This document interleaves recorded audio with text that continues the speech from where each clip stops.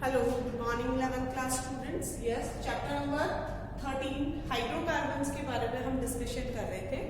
तो हाइड्रोकार्बन्स में हम बात कर रहे थे बेटा एल्केन्स के बारे में। ओके, एल्केन्स की हमने फिजिकल प्रॉपर्टी स्टार्ट कर रखी थी, जिसमें हमने 2 फिजिकल प्रॉपर्टीज डिस्कस कर दी।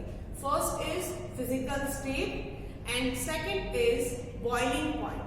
ओके, फिजिकल स्टेट में हमने देखा that initial members are present in the gaseous state, middle one are present in the solid liquid state and higher ones are present in the solid form. Okay, boiling point में 2 concept है। First, boiling point is directly proportional to molecular mass and second one is boiling point is inversely proportional to branching. Branching बढ़ी थी तो हमने देखा branching increase हो रही है, सरफेस एरिया डिक्रीज हो रहा है। सरफेस एरिया डिक्रीज हो रहा है मींस फोर्स ऑफ अट्रैक्शन कम हो रहा है, फोर्स ऑफ अट्रैक्शन कम हो रहा है, एनर्जी की रिक्वायरमेंट कम है, टेम्परेचर कम है, मींस इनडायरेक्टली बॉइलिंग पॉइंट उसका कम होगा। क्लियर? चलो, next physical property, third physical property is solubility. Solubility means when solute dissolved in the solution, then it's called solubility. कोई भी solute जो है, ठीक है, उसको हम solution में क्या करते हैं, dissolve करते हैं। तो वो उसमें कितना dissolve हो रहा है, वो उसमें completely dissolve है या नहीं है, उस चीज को हम किस में कंसीडर करेंगे, solubility में। क्लियर? तो यहाँ देखो, मैं एक कंसेप्ट बताऊंगी आपको जो आपके 11th क्लास में भी 12th क्लास में भी काम में आएगा, तो ध्यान से देखना। हम अगर सॉल्युबिलिटी की बात करें तो सॉल्युबिलिटी की बात करते हैं, हमारे दिमाग में सबसे पहले क्या आता है बेटा, solution. Okay, and solution have 2 components. Solution के 2 पार्ट्स होते हैं। First is solute and second one is solvent. ठीक है, सॉल्यूट क्या होता है, सॉल्यूट लेस अमाउंट में प्रेजेंट होता है और सॉल्यूट वो सब्सटेंस होता है जिसको हम डिसॉल्व कर रहे हैं। एंड सॉल्वेंट क्या होगा, सॉल्वेंट वो होगा जो मोर अमाउंट में होगा, लेस हाई अमाउंट में होगा और जिसमें हम डिसॉल्व करते हैं। क्लियर? ये तो हुई सॉल्यूट और सॉल्वेंट की बात। अब ध्यान से सुनो, हमारे पास जितने भी पार्टिकल्स होते हैं वो 2 टाइप्स के होते हैं। First one is polar and second one is non polar. Okay, for example मैंने बात की HCl and second one is CH4 means methane. ठीक है, H और Cl में क्या हो रहा है बेटा, H और Cl में क्या है, म्यूचुअल शेयरिंग है इलेक्ट्रॉन्स की, कोई डाउट नहीं है। यहाँ पे हाइड्रोजन और क्लोरीन इलेक्ट्रॉन्स की शेयरिंग कर रहे हैं, बट यहाँ पे Cl की इलेक्ट्रोनेगेटिविटी हाइड्रोजन के कंपैरिजन में ज्यादा है।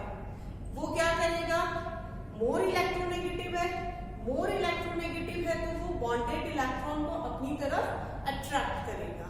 ठीक है, अगर वो बॉन्डेड इलेक्ट्रॉन को अपनी तरफ अट्रैक्ट कर रहा है तो सिंपल सी बात है, जो इलेक्ट्रॉन को अट्रैक्ट करेगा उस पे कैसा चार्ज आता है, नेगेटिव।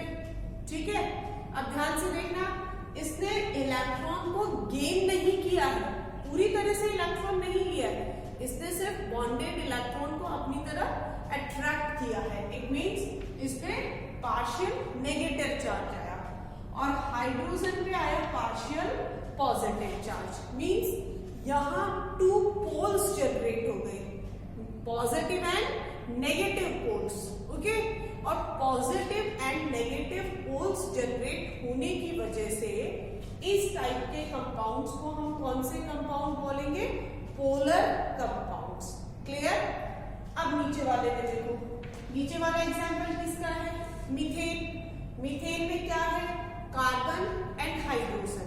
ठीक है, कार्बन एंड हाइड्रोजन में क्या होता है, दोनों की इलेक्ट्रोनेगेटिविटी ऑलमोस्ट इक्वल होती है, सेम होती है। ठीक है, तो यहाँ पे क्या होता है, कोई भी इलेक्ट्रॉन को अट्रैक्ट नहीं करता है, यहाँ पे इलेक्ट्रॉन क्या रहता है, बॉन्ड के सेंटर में ही रहते हैं, किसी की तरफ मूव नहीं करते, ठीक है।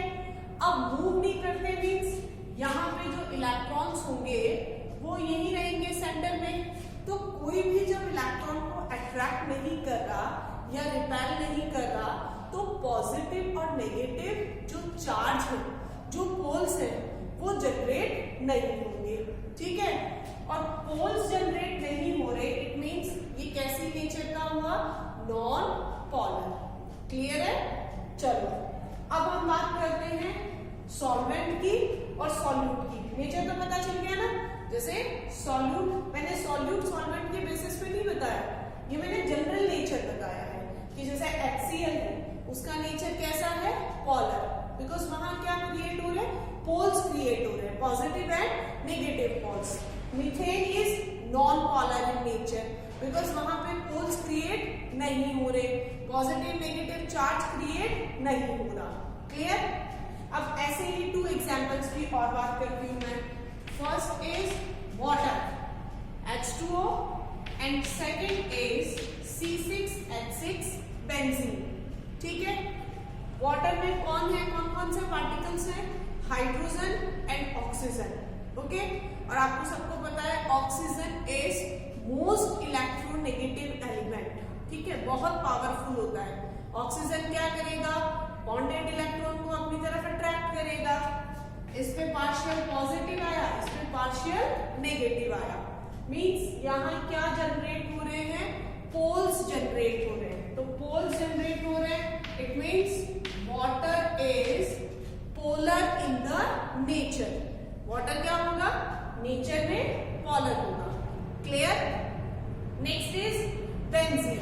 बेंजीन का फॉर्मूला क्या है, C6H6, मींस किसके होंगे एटम्स, कार्बन एंड हाइड्रोजन, दोनों की इलेक्ट्रोनेगेटिविटी कैसी, ऑलमोस्ट सेम, मींस यहाँ पोल्स जनरेट नहीं होंगे। पोल्स जनरेट नहीं होंगे मींस ये कैसा है, नॉन पोलर इन नेचर। अब देखो मैंने यहाँ पे 4 टाइप के सब्सटेंस की बात की है, मैं इनको इरेज करके और डिक्टेट कर रही हूँ, ध्यान से देखना, ये तो समझाने के लिए आपको दिखाई दे। देखो यहाँ मैंने बात की, first is HCl, second is methane, okay. Next water and benzene. Clear? तो अब देखो एक स्टेटमेंट होता है, like dissolve like, okay, means जो जैसा है वो वैसे को ही पसंद करता है। मीन्स अगर आपका सॉल्यूट, ठीक है, अब मैं इसमें लिख देती हूँ, ये अपन ने देखा था कि कैसा था नेचर में, पोलर, और ये कैसा था नेचर में, नॉन पोलर, ठीक है। यहाँ इसको भी देखा था, water is polar in the nature and benzene is non polar in the nature. Clear? तो मैंने क्या लिखा है यहाँ बेटा, लाइक डिसॉल्व लाइक, मीन्स आप किसी सॉल्यूट को किस में डिसॉल्व कर रहे हो, सॉल्वेंट में।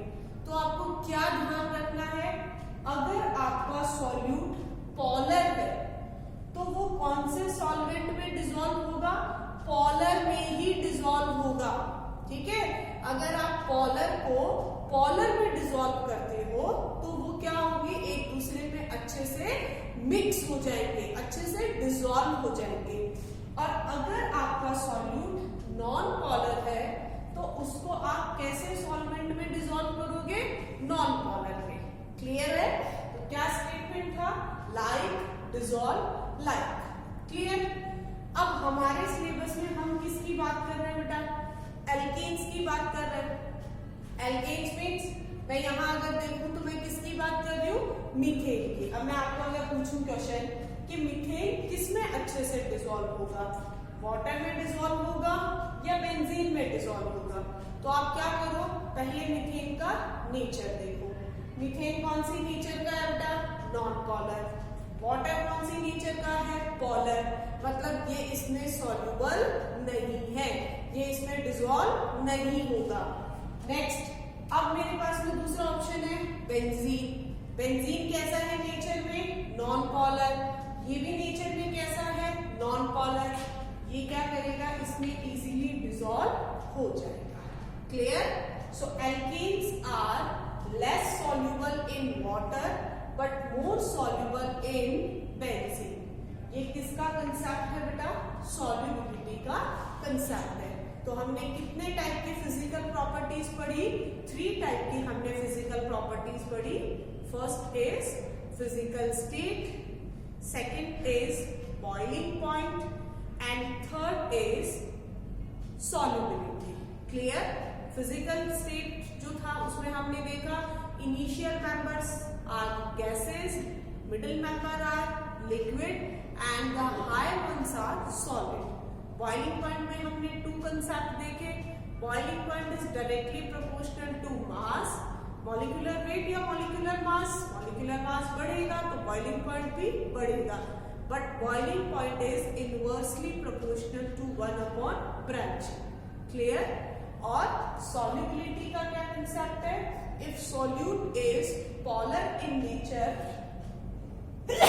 sorry. Then solvent is also present in polar in nature. अगर ये दोनों सेम नेचर के हुए तभी एक दूसरे में डिसॉल्व होंगे. अगर सेम नेचर के नहीं है तो ये एक दूसरे में डिसॉल्व नहीं होंगे. ओके?